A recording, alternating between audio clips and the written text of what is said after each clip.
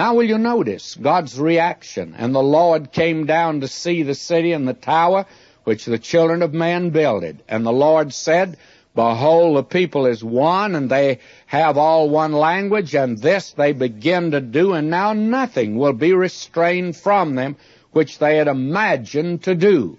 Now this is a tremendous statement. You see, language has been a tremendous barrier, and they are now going to attempt to build a tower and get together. They're all one language, and you find here fallen nature in spite of the flood. Man's totally depraved. And that question is now, God cannot ignore this rebellion. And this is rebellion against God. And so God's going to put up a protective wall. He's going to throw up a wall. And he has to do it for several reasons. One reason is man is a very capable creature. He can go to the moon. He can fly on a jet plane. I'm amazed the other day going to the Hawaiian Islands, sitting 5 miles in the air in a jet plane being served a delicious dinner. I just can't get over it myself. I'll be honest with you. Seems unbelievable. Man's done that, friends. Man's a very competent creature.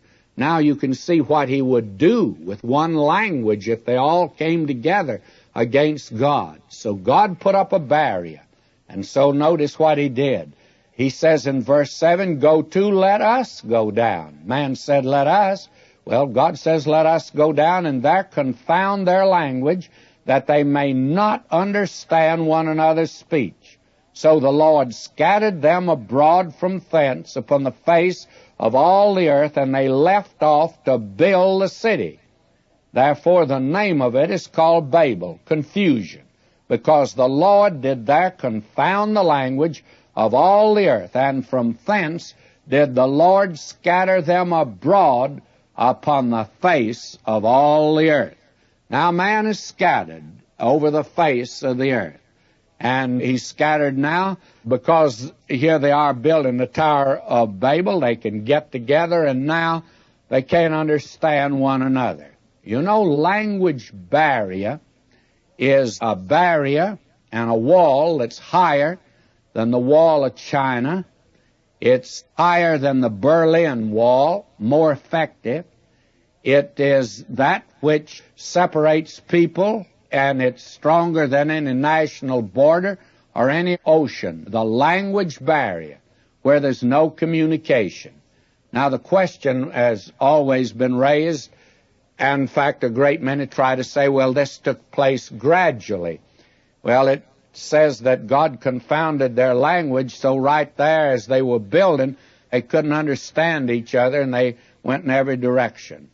Now you have here this tremendous thing that takes place. Here's a speaking in tongues, and they couldn't understand each other. Also, it's a miracle of hearing as well as speaking, because you have a miracle of tongues or ears here. They spoke a different language, and the ear couldn't hear what the other one was saying. Now, frankly, this is something that God did, and the question arises, and I'd like to ask you the question, was this a blessing in disguise, or was it a curse upon man?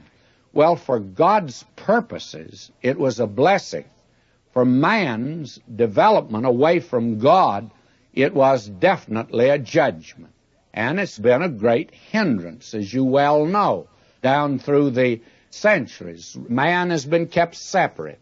And one of the things that's happening today through this matter of radio and TV and the jet plane is the walls are being broken down, and the walls of Jericho are certainly come tumbling down today.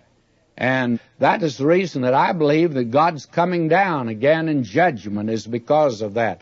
But I'd like to put over against this tongues movement the day of Pentecost. That was another great tongues movement.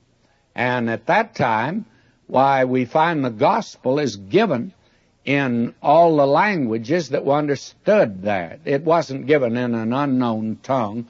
That never was the tongues movement to begin with. And you find on the day of Pentecost, God's giving his answer to the Tower of Babel. God is saying to mankind now, I have a gospel and a message for you, and I'm coming to you with the gospel in your language.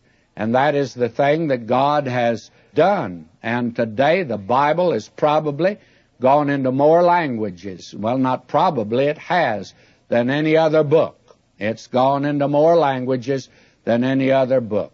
And today it's being translated, and the gospel is being brought to literally hundreds of tribes throughout the world today. You see, the gospel is for all mankind. And the reason and the purpose for the talking in tongues is to let the human race know that God had answered the Tower of Babel, and he had a redemption for man now. The mission has been accomplished. No longer necessary today for man to try to work out his salvation. He is now to turn to God and listen to God's message. And the gospel, therefore, is for you, whoever you are today, and whatever tongue you speak. It's for you. It's for the nations of the world. And we're told that finally in the book of Revelation, they gathered there in his presence out of all the tribes of the earth.